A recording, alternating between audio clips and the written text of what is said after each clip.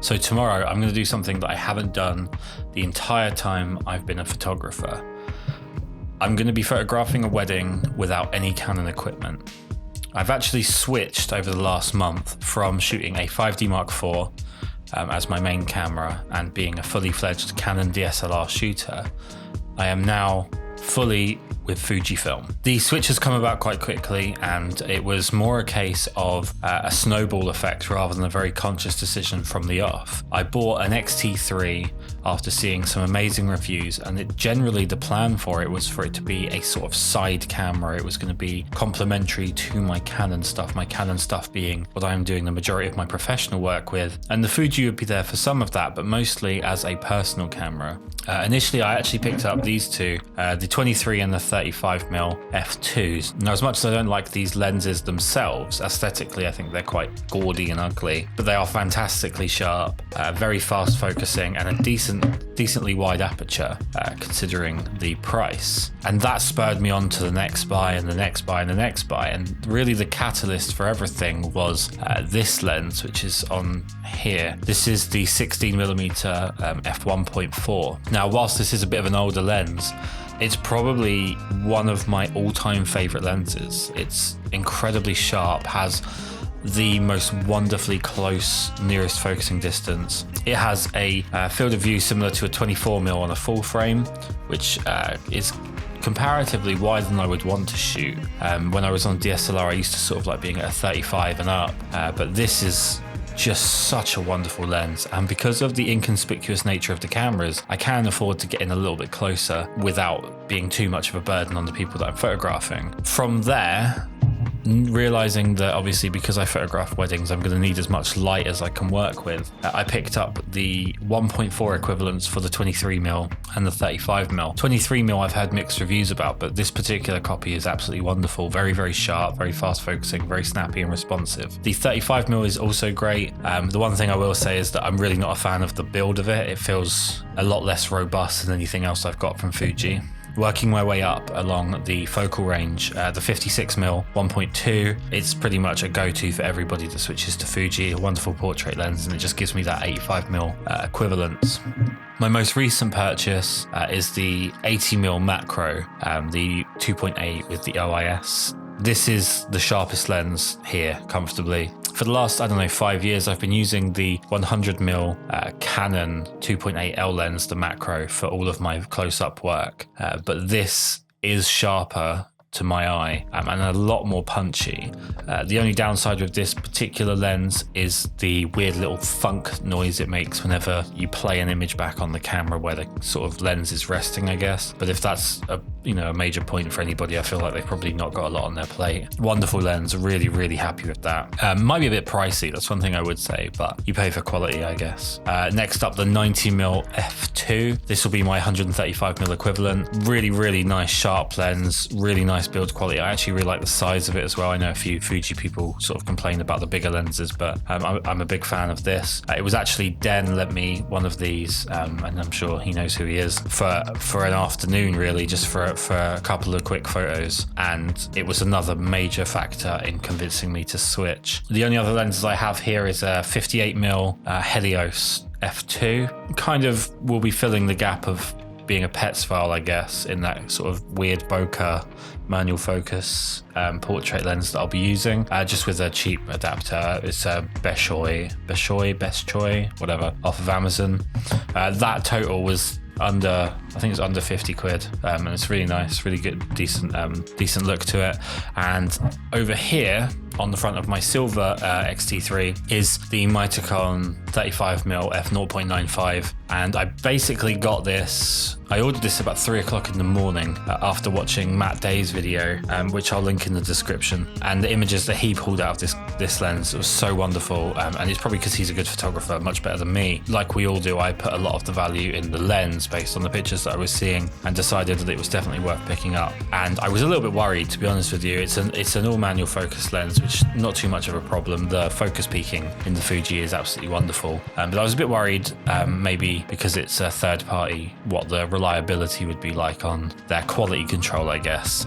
But it's a wonderful lens, incredibly sharp, even at 0.95. It's going to give me that extra light I need, and I'm super excited to get shooting a bride prep with that lens as soon as possible.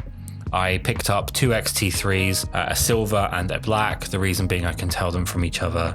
The silver will be my main camera and the black will be sort of a backup second body. I did speak to my wife about potentially moving her from Sony over to Fuji, but she's definitely not having any of that. But yeah, I mean, it's been a bit of a crazy one. A very quick turnaround from thinking about it to doing it. But the main reason I want to make this video and just sort of discuss me switching is that me switching from Canon over to Fuji doesn't mean that the Canons are now inherently bad cameras because I'm no longer using them. I'm not going to suddenly have a ridiculous shift in opinion based on the fact that I now use a different brand. I think brand loyalty goes a bit too far for some people. The fact is the 5D Mark IV is damn close to being the perfect camera. There were no features missing other than really an EVF and decent sort of focus peaking option that were really a problem for me. It was more a case of, firstly, I've photographed about 300 weddings over the past 5 years, and I'm hitting a level of burnout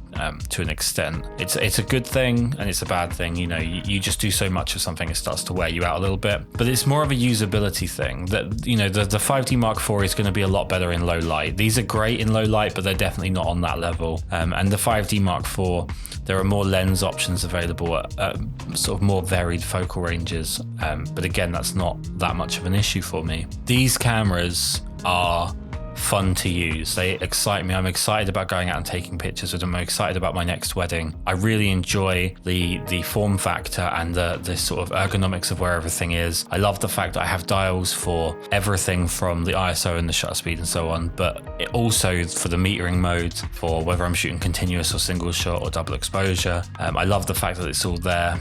I'm just very, very excited to move on to a new chapter. It's not always, and this is something I'm noticing more and more with sort of YouTube-based photography stuff and maybe also Instagram as well, that filmmakers, photographers and so on, it's just an arms race to the next feature. And I hate to break it to a lot of people, but about 2 or 3 years ago, cameras kind of plateaued. We're just adding more and more icing onto a more than adequate cake at this point. It really doesn't matter what system you use, it's just what works best for you. And the point that doesn't get brought up anywhere near enough is whether or not it's fun to use and whether or not it inspires you. And as much as I love Canon and as much as I rate the 5D Mark IV as a camera and the 5D Mark III and the 5D Mark II behind that, as much as I rate all of them as pieces of equipment, they weren't inspiring me to shoot. They were just very, very adequate tools for the job. Whereas now I feel like I'm much more inspired creatively to get out there and take some photos. So as much as this might seem like a backward step to go from full frame to crop, I know a lot of people will worry about, you know, losing that depth of field. In fact, that's one thing I do want to talk about.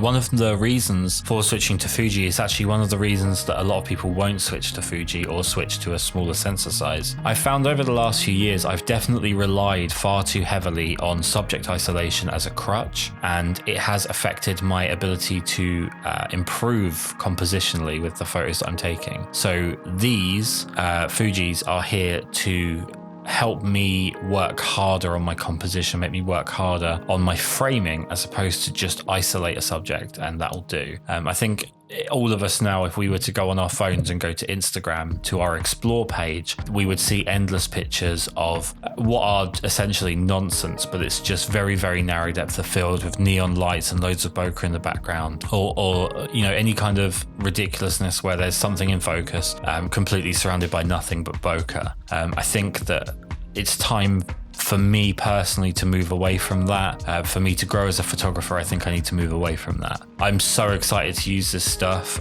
If you have any questions about the switch from Canon to Fuji, if you want to know anything about what it's like using Canon, I'm more than happy to answer questions. If I haven't answered any sort of questions to do with why I would switch to Fuji, please ask. To end this video, I'm going to show you some images from a portrait shoot I did last week using the X-T3 with a model from BMA agency. But I'm also going to quickly recommend another YouTube channel for you guys. I'm going to try and do this at the end of every video where I can. So Kris Karl is currently my favorite YouTuber by a mile.